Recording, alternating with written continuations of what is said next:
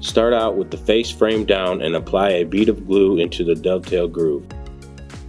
Slide the left and right cabinet walls into the vertical grooves. Don't forget to wipe away any excess glue.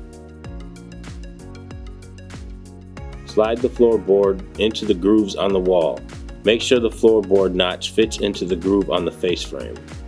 Set your cabinet upright and slide the back wall into place using the grooves.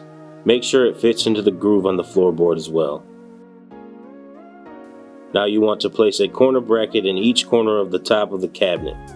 Make sure they are near the top of the cabinet. These will join the face frame and the back wall together with the side walls of your cabinet.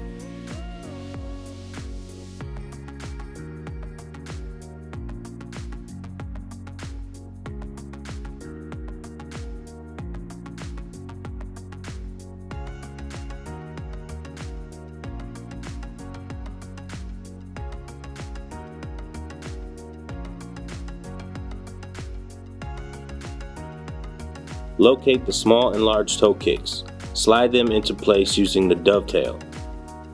The large toe kick should be placed at the front of the cabinet and the small toe kick should be placed at the back.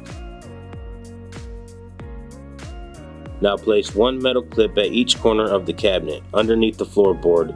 These will be used to join the toe kicks to the sides of the cabinet.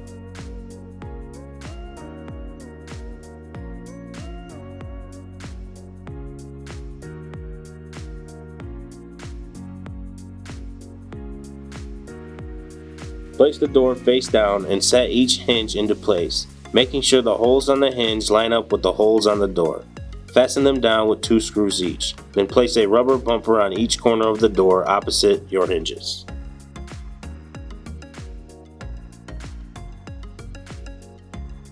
Now place your door with attached hinges to the inside lip of the face frame and attach them to the cabinet using pre-existing dimples on the face frame.